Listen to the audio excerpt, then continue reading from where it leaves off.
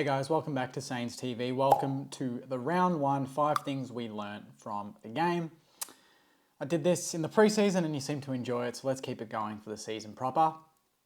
1, midfield is still an issue. We are going to win a lot of games this year, but we're going to lose a lot of games off the back of our midfield. Geelong, that was the one area I thought we could actually break even, and we gave them too much space. Dangerfield ate it up.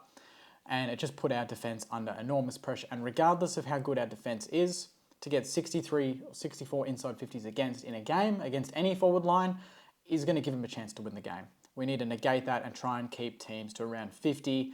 It just got too out of hand. Weight of numbers took control. And regardless of how good Wilkie, Battle, and these guys can be, pressure mounts and you're going to crack at some point, and it cracked for 5-10 minutes in the last quarter, and that was really the difference in the game. So the midfield balance needs to get right.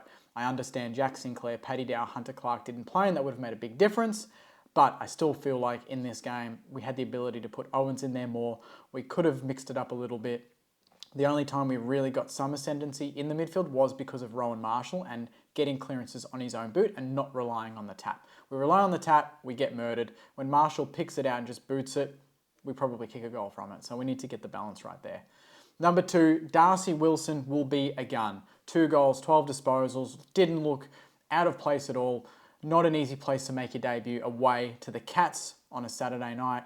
And to kick 2 goals, 2 very important goals, casually on his left foot. Had a third shot that he kicked on the full. But apart from that, the perfect debut for Darcy Wilson, and really just justifies all the good talk about him in the preseason. He's a very special player. We're lucky to have him, and he's only going to get better from here.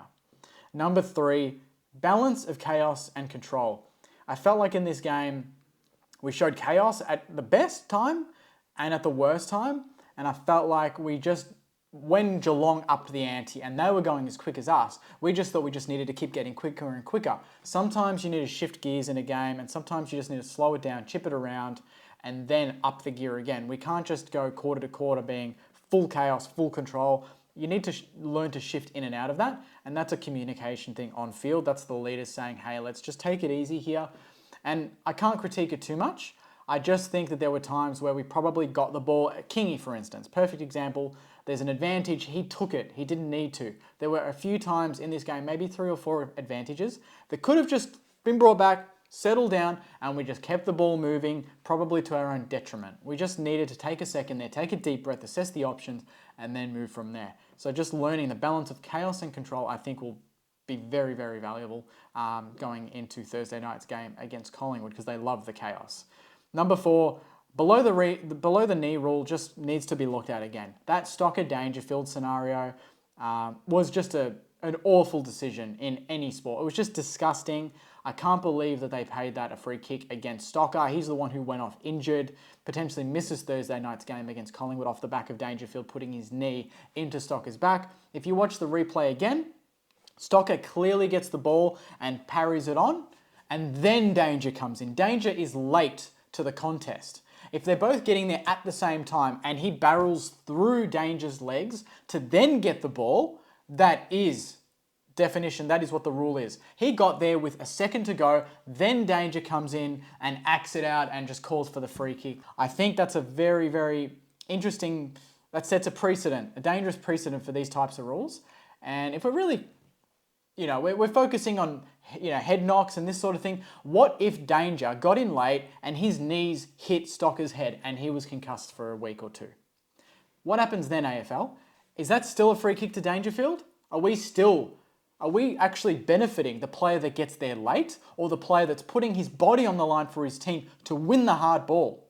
We can't have it both ways. We can't say you can't win the hard ball, and then when you do and you hit your head, it's a free kick against or a suspension. You can't have it both ways, AFL. Pick one, stick to it, be clear about it. That was an awful decision. It didn't affect the game, I don't think, but it just is a bad look for the AFL, and I think it needs to be looked at.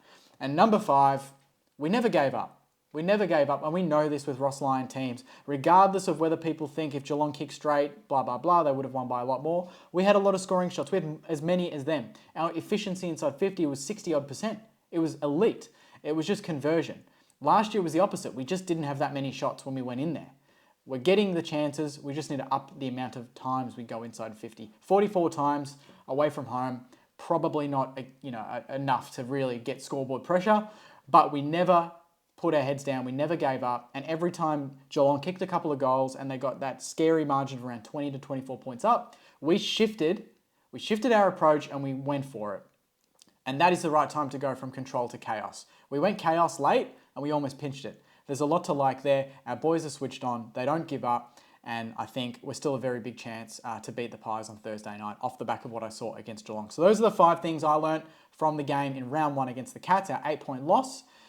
Put it in the comments. Let me know what 5 things you learned from the game, and I'll respond to them when I can. Thanks, Saners. Enjoy the rest of your weekend, and as always, go you mighty Saners. See you guys.